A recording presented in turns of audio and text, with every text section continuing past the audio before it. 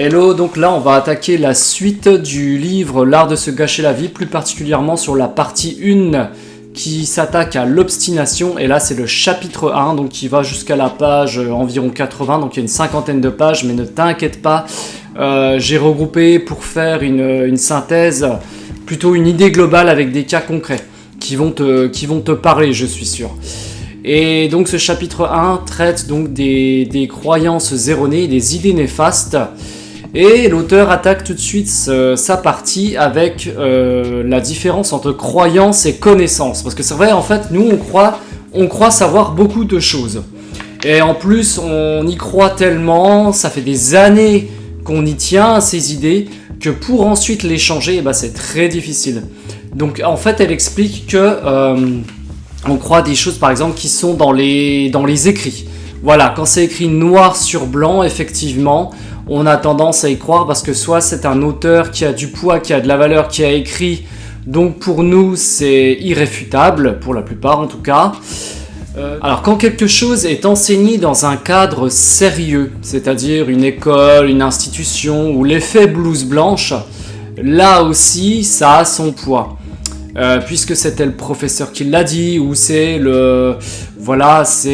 telle école de tel quartier qui est réputé populaire, donc je ne vois pas pourquoi je réfuterai son idée, puisque c'est une institution qui est sérieuse, qui est là depuis des années, donc on ne va pas déroger à la règle.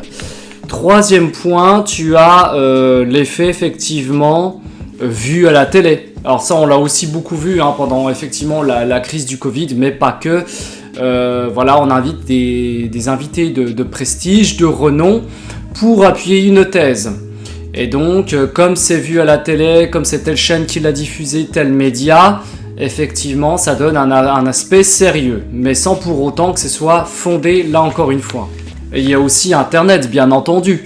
En fait, dès qu'une personne trouve une information, elle la diffuse sur son réseau social, et pour peu que cette personne ait de la renommée, ça se diffuse, ça se transfère sur tous les autres réseaux.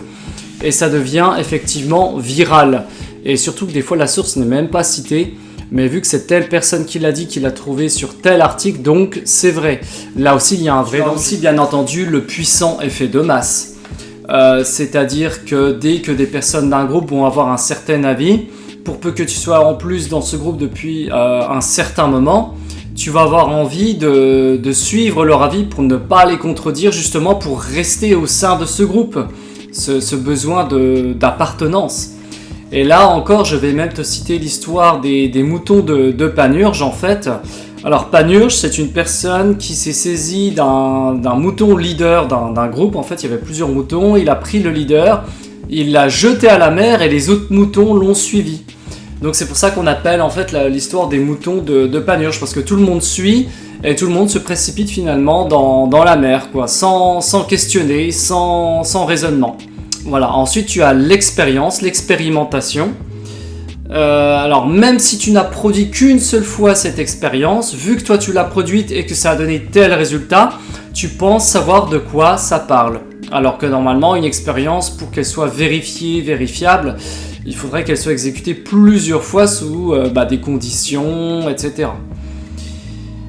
Il y a aussi l'effet « je l'ai vu de mes yeux ». Alors il faut savoir que notre cerveau peut nous jouer des tours. Il suffit de voir par exemple au sein d'enquêtes de police, par exemple, je sais pas moi, tu vas interroger 3 témoins. Il y a une grand-mère qui s'est fait voler son sac à main par un mec, on va dire. Il y a quelqu'un, il va trouver le voleur qui mesure 1m90, l'autre d'à côté il va dire bah non il faisait 1m70, l'un il va dire bah non il avait un pull bleu, l'autre il avait un pull marron, enfin bref, tous les avis vont diverger. C'est pour ça que l'effet vu de nos yeux peut être dangereux. Voilà, il faut faire très attention à notre interprétation visuelle. Là aussi, en termes de croyance, l'auteur met le doigt sur quelque chose d'important, parce qu'elle dit par un moment que notre révolution peut être freinée par nos croyances, c'est-à-dire des choses que tu crois depuis longtemps, parce que ça t'empêche une remise en question. Il n'est jamais évident de se remettre en question, on n'en a pas envie, parce que ça peut bouleverser tous des schémas que tu as mis en place depuis des années. Donc là, si jamais tu te remets en question, tu vas dire « Ah oui, mais attends, moi j'ai établi telle chose sur telle croyance, Et là, on te demande de remettre tout à plat. Non, non, non, c'est pas possible. La vie, elle est pas comme ça. Et en fait, pour revenir à un point de départ, nous, les humains, on a beaucoup de mal par rapport à ça. Ensuite, elle parle sur la notion de bien-être. Et c'est vrai que ce soit dans les médias autour de toi, on dit oui, il faut que tu sois bien, il faut que tu sois heureux, etc. Mais finalement, est-ce qu'on arrive à le définir ? Finalement, il n'y a pas de règle précise en termes de bien-être. Parce qu'il y en a un, il sera bien à la montagne, il y en a un, il sera bien à la mer, il y en a un, il sera bien dans un métier manuel, d'autres, il sera mieux dans un bureau. Mais en fait, ces notions-là ne sont propres à chacun. On ne peut pas donner un bien-être à quelqu'un, c'est à toi-même de le définir, ce qui est bien pour toi. Il n'y a pas de règles à suivre de tel livre ou de tel professeur, etc. Parce que ça va te causer des frustrations.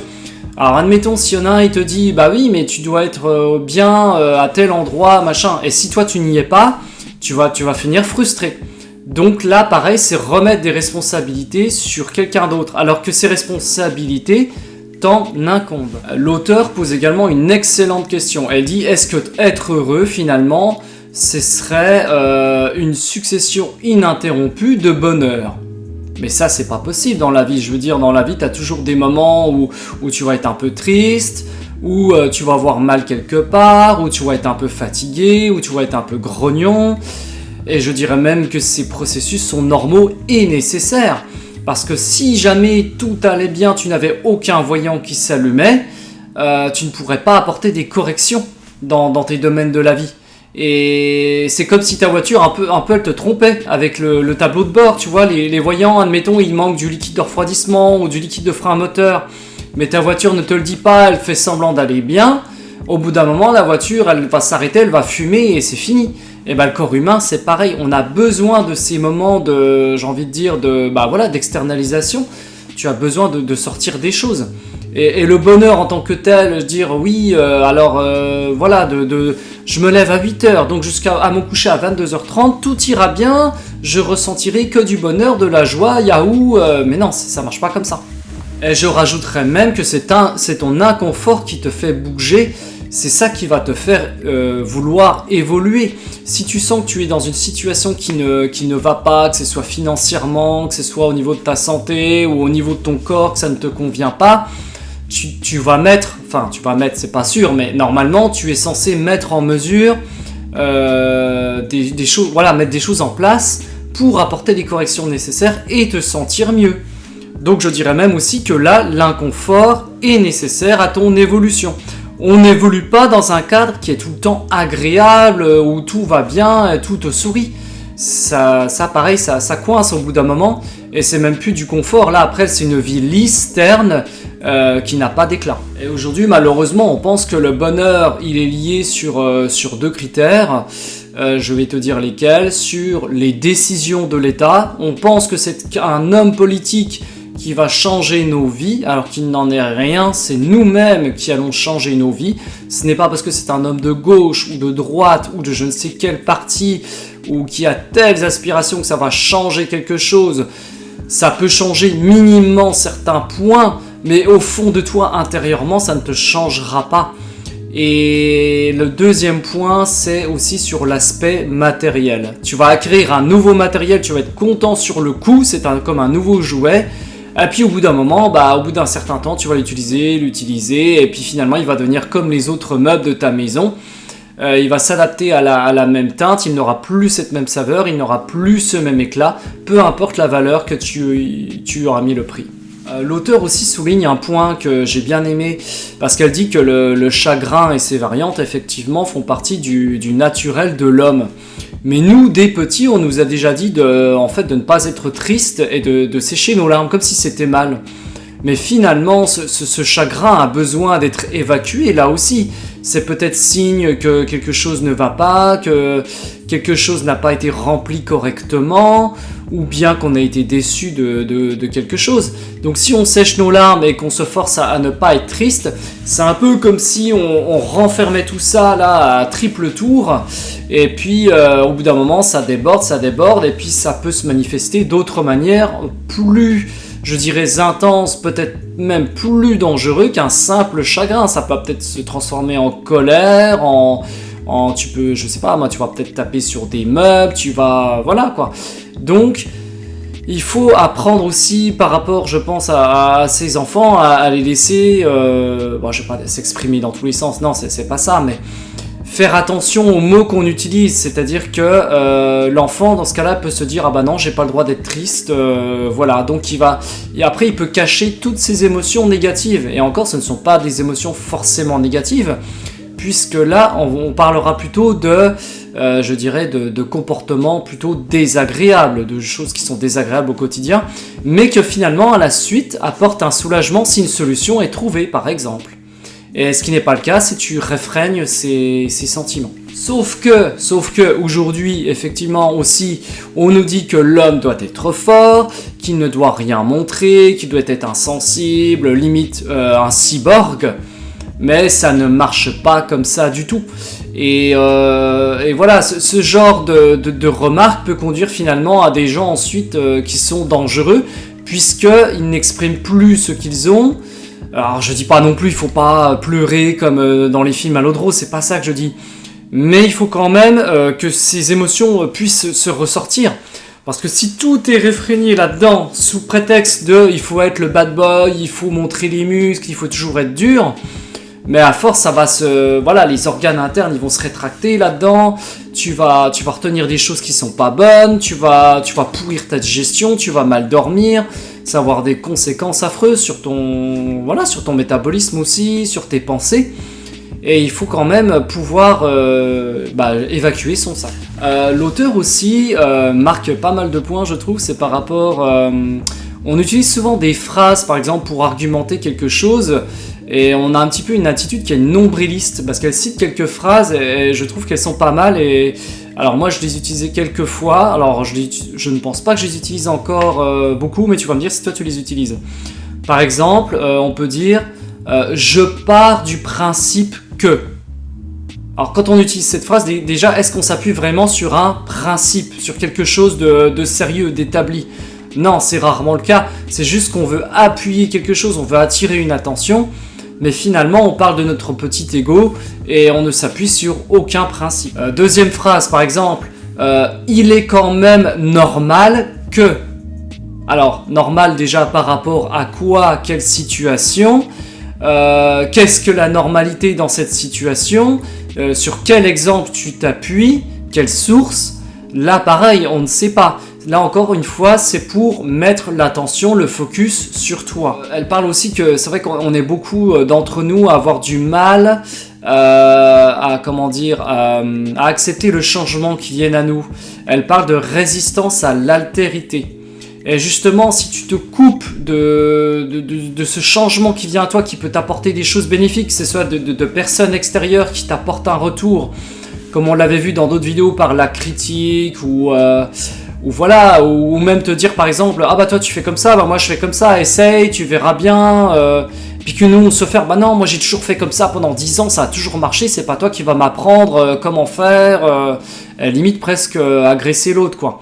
Donc là, ça pareil, c'est une attitude qui peut te pousser à l'isolation. Le fait de ne pas vouloir accepter un retour de l'autre, alors qu'il est simplement là parce qu'il veut t'aider, t'apporter une solution, et non parce qu'il se sent tout puissant. Et là aussi, l'auteur donne une très bonne définition du mot intelligence. Elle dit que l'intelligence est la faculté à s'adapter à la réalité en créant des possibles.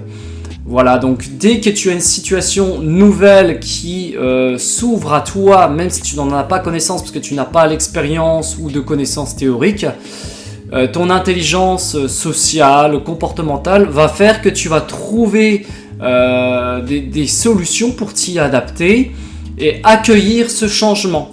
Alors que finalement, si tu adoptais par contre un comportement de fermeture, là ça veut dire que tu n'as pas envie déjà d'accueillir du nouveau dans ta vie parce que finalement tu en as peut-être peur. Ça remet en cause tes schémas de pensée, tes mécanismes de construction jusque-là. Et donc finalement ce n'est pas faire preuve d'intelligence. Aussi la partie sur mes problèmes n'ont qu'une cause.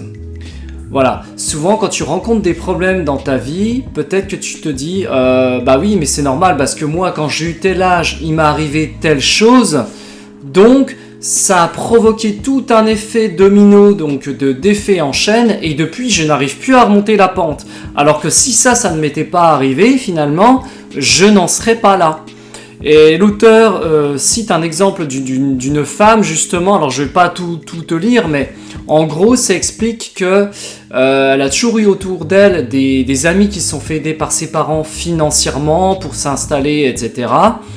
Et cette femme-là n'arrive pas à s'en sortir dans la vie, elle fait un métier qui est peu intéressant, elle gagne mal sa vie, et elle a essayé de monter un business mais ça n'a pas du tout été. Et elle attribue justement la faute à ce qui s'est passé avant, dans son enfance. C'est-à-dire que, bah oui, mes parents, moi, ils ne m'ont pas aidé à m'installer. Par contre, mes amis, eux, ils ont eu ce qu'il fallait. Et donc, du coup, bah, je n'ai pas pu faire un boulot qui me plaisait. Je n'ai pas pu monter un business. Pour me loger, ça a été difficile, etc. Donc, elle remonte tous ces problèmes, même à la limite sentimentaux, parce qu'elle dit aussi qu'elle ne rencontre personne vers la fin de son histoire, à cause de cette histoire financière. Alors que peut-être que effectivement le fait de ne pas avoir été aidé financièrement finalement n'a causé que un quart de ses problèmes, peut-être moins, mais elle y englobe tout. Alors l'avantage de tout englober justement, c'est intéressant parce que oui, ça permet de faire l'économie de ta réflexion et de ton introspection. L'élément perturbateur, enfin le problème est lié à papa-maman, donc je ne regarde pas ailleurs, je ne remets pas en question les autres aspects de ma vie. Le deuxième point, enfin entre guillemets positif, pas vraiment puisque ça t'empêche d'évoluer, mais dans les soucis, c'est que ça te permet aussi d'évacuer toutes les autres frustrations. C'est-à-dire que bah voilà, j'ai pas pu monter mon business, j'ai rencontré personne, machin, je me suis mal installé parce que papa, maman, donc j'évacue tout mon lot de frustration. En gros, je fournis le package, allez hop, c'est comme si on allait dans un magasin, je prends la formule tout compris, je ne cherche pas ailleurs les autres articles, tout est dans le même sac, c'est pratique. Et troisième point, c'est une vision qui est simpliste, c'est-à-dire noir ou blanc. C'est-à-dire que soit la cause elle est extérieure, donc moi je peux rien y faire puisque ça ne dépend pas de moi, ce sont mes parents. Ou alors au contraire, c'est moi qui ai tout foiré, c'est tout de ma faute, de toute façon je ne suis bon à rien, et là ça te coupe les ailes définitivement. Ensuite, si tu veux vraiment avoir une idée de ce que tu dégages au quotidien, de comment tu es représenté, le mieux c'est de récolter un nombre d'avis concordants.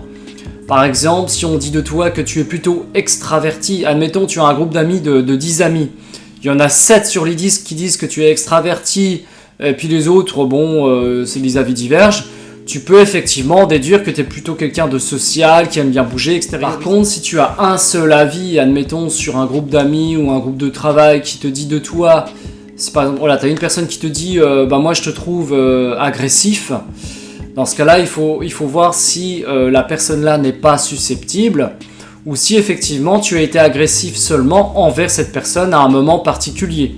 Mais ce n'est pas ce qui va te définir au quotidien, toi, ta personne, quoi, dans la vie de tous les jours. Peut-être qu'effectivement, le jour-là, tu avais été un petit peu sur les nerfs parce qu'il y a eu des choses que tu n'as pas réglées et tu as eu besoin de déverser ton fief. Mais ça ne définit pas toi, ta personne, de quelqu'un d'agressif. Et voilà, tu l'auras compris, l'important ensuite c'est de savoir qu'est-ce que toi tu vas faire de ces avis extérieurs.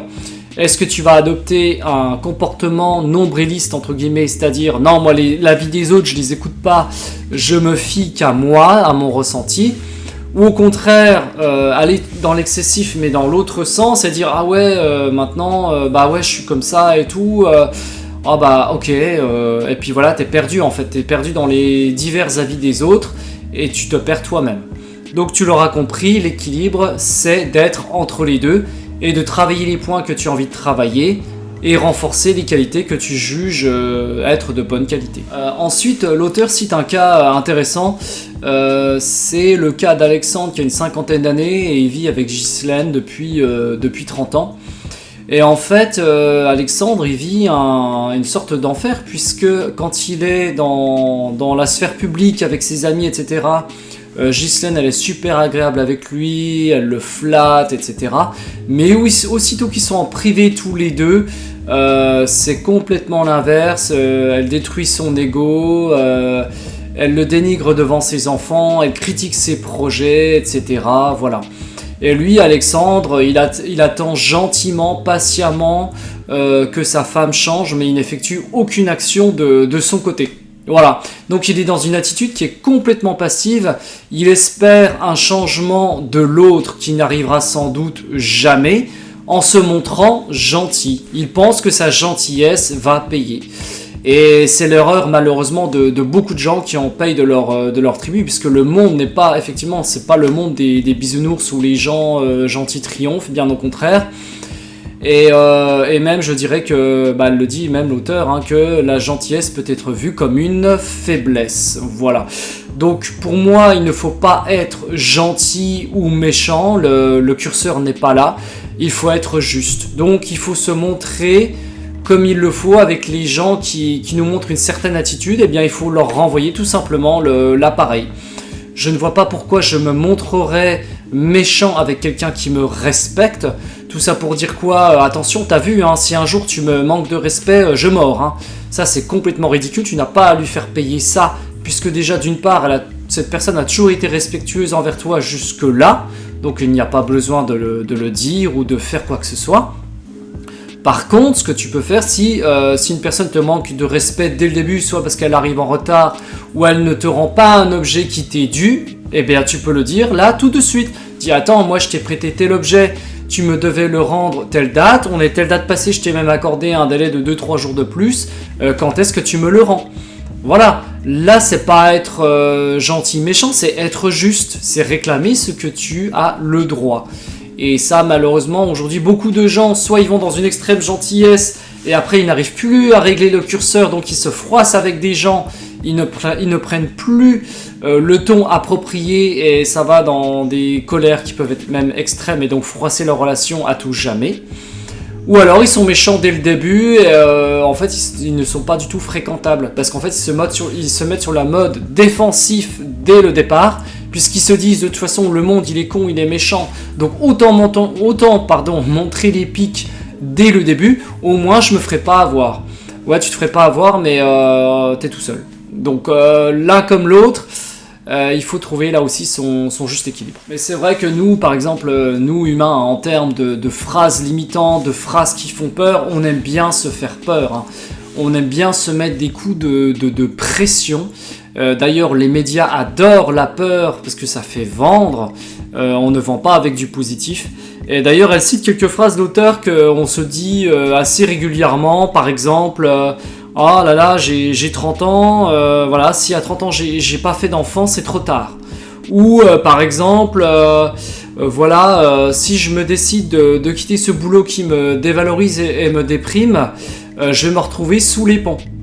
Alors que ce n'est pas forcément le cas. C'est juste que en fait, tu as peur de sauter le mouvement, le pas, soit par des on-dit, ou soit par la peur justement de l'inconnu, parce que tu as toujours été peut-être dans un confort jusque-là, une ligne droite, et tu n'aimes pas qu'il y a un obstacle qui se mette sur ta route. Mais là encore, comme on a dit, s'adapter au changement, c'est faire preuve d'intelligence, là aussi. Donc si tu fermes la porte à l'altérité, tu fermes la porte à ton évolution. Il y a aussi quelque chose qui nous freine aussi à prendre les rênes de notre vie, et c'est même un alibi, je dirais, qu'on utilise au quotidien. Je pense que tu en as déjà entendu parler, c'est le tous responsable, voilà, tous fautifs en gros. Dire que justement tout le monde est responsable revient à dire que finalement à la fin personne ne l'est, quoi. Par exemple, je sais pas, moi, t'es dans un boulot et tout le groupe est nul, a des mauvais résultats, puis toi aussi. Donc tu dis, je suis nul, mais bon, les autres aussi, donc finalement, moi j'y suis pour rien, hein, c'est la boîte qui est comme ça. Hein. Et ça, en fait, c'est une solution de facilité. Tu te dédouanes de ta responsabilité.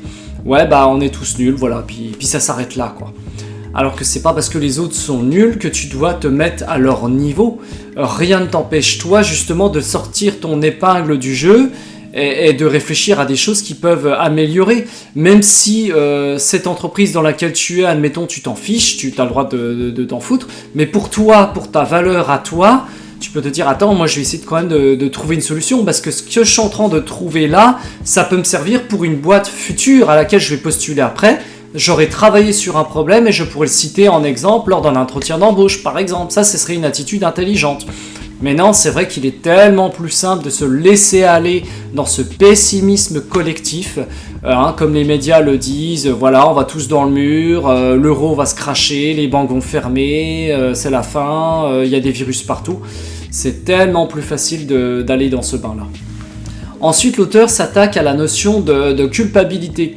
Et elle trouve en fait deux critères, deux définitions, si on peut dire, sur la culpabilité. Enfin, qu'est-ce qu'on peut ressentir au niveau de sa culpabilité? Alors la première, elle est plutôt saine. Elle appelle ça notre gendarme intérieur qui nous dit les limites à ne pas dépasser. Par exemple, si on manque de respect à quelqu'un ou voilà, si on a fait effectivement du mal à autrui, à ce moment-là, on a notre curseur qui nous alerte, qui nous dit attention, là t'as été un petit peu fort. T'as pas appris ça dans ton éducation, fais gaffe, excuse-toi, recorrige ça, etc. Par contre, il y a une autre notion de culpabilité qui est plus en sourdine, et celle-là, elle est plus nocive.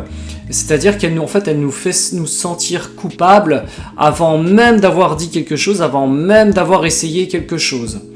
C'est-à-dire qu'on a l'impression en fait que ce qu'on va faire ou ce qu'on va dire n'est pas bon, et il va falloir payer entre guillemets. Et ça, cette deuxième attitude-là serait plus enracinée par rapport à notre enfance et serait liée à un manque de confiance en nous. Donc c'est plutôt cette culpabilité-là qu'il faut travailler. Il faut trouver d'où ça vient justement cette peur. Est-ce que c'est par rapport à un état émotionnel, à un événement qui s'est passé et du coup ça nous a réfrénés?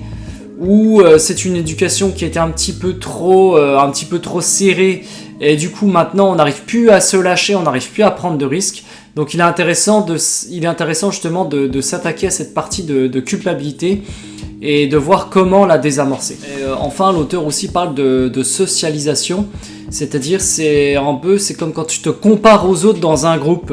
Alors elle dit qu'une fois passé l'âge de 3-4 ans, bon ça va, on a des nuances, on sait quand même mettre nos limites par rapport à nos différences par rapport à l'autre. Par contre, dès qu'on met les enfants très petits en maternelle, etc., dès l'âge de 2-3 ans, eux, ils n'ont pas encore ces notions de nuances. Et c'est donc là qu'il peut y avoir danger, puisqu'ils peuvent se comparer excessivement sans avoir des critères qui soient suffisamment avisés pour les mettre dans les bons curseurs. Et ça peut laisser des marques aussi plus tard. Ensuite, la partie d'après évoque la peur de l'inconnu. C'est vrai qu'on a tous peur des lendemains, qu'ils soient financiers, qu'ils soient même en termes de santé ou en termes de voyage. Par exemple, si on planifie un voyage, souvent on a tendance à plus surcharger la valise de choses dont on a à peine besoin, mais au cas où ça nous arrive. Et donc on surcharge nos valises. Mais en fait, la vie, c'est ça, c'est l'inconnu, elle est faite comme ça de choses dont on ne peut maîtriser. Et donc, si à chaque fois, on planifie tout à l'avance, alors planifier, c'est bien, hein, il faut planifier des fois, mais si on s'assoit constamment sur le frein parce qu'on a peur de ce qui va nous arriver, c'est un peu comme si on disait non tout simplement à la vie qui doit s'écouler librement et nous offrir son panel de surprises et de nouveautés. Ensuite, elle explique la notion d'avant et d'après. C'est-à-dire qu'on est beaucoup, c'est vrai, à ressentir, tu sais, ce sentiment de dire ouais, avant c'était mieux, les Noëls et tout, c'était joyeux, etc. Tu sais, t'as des souvenirs d'enfance, des choses que tu te revois déballer les jouets et tout. Et c'est vrai ce qu'elle dit, j'avais pas vraiment tilté jusque-là, mais en fait, quand tu es enfant, tu n'as pas ces soucis, par exemple, de t'occuper justement de choisir les cadeaux, de choisir les bons mots, de cet aspect financier, tu n'y penses pas à tout ça. Toi, quand tu es invité chez la famille, tout ce que tu penses, c'est que tu vas retrouver tes cousins, tes cousines, tu vas mettre les pieds sous la table, tout le monde autour de la table va être réuni, tu vas bien manger, après tu vas déballer les jouets, etc. Alors que quand tu es adulte, tu te dis, bon bah attends, il y aura telle personne, tel machin, hein, il faut que j'achète ci, il faut que j'achète ça, et puis le mois prochain, il faut que j'aille faire la vidange de la voiture, hein. Et toi, quand t'es enfant, tu te dis, ah ouais, quand on est adulte, ça doit être vachement bien, on est libre de faire ce qu'on veut et tout. Mais en fait, non, après, une fois que t'es adulte, tu te rends compte que finalement, t'es pas du tout libre comme tu le souhaites, tu regrettes justement ton passé. Et après, on te dit, non mais t'inquiète pas, demain ça ira mieux, dors, tu verras, demain ça ira mieux. Ça ira mieux quand j'aurai moins de boulot, ça ira mieux quand je serai marié, ça ira mieux quand j'aurai des enfants, ça ira mieux quand je serai en retraite. En fait, on a l'impression qu'il y a toujours un mieux après, et ce mieux finalement n'arrive pas. Et toi, tu es toujours en attente, tu fais toujours le dos rond, et tu attends que la vie finalement te porte secours. Mais en fait, ça ne marche pas du tout comme ça. C'est à toi de prendre les actions au quotidien, dès le matin où tu te lèves justement, pour améliorer ta vie. C'est pas parce que tu dors, là t'as fait une bonne nuit, etc. Et on t'a dit que ça ira mieux demain que ce sera le cas. Hein. Donc voilà, c'est vraiment, elle nous incite à passer aussi à l'action. Et là d'ailleurs, elle cite une bonne phrase, j'ai bien aimé.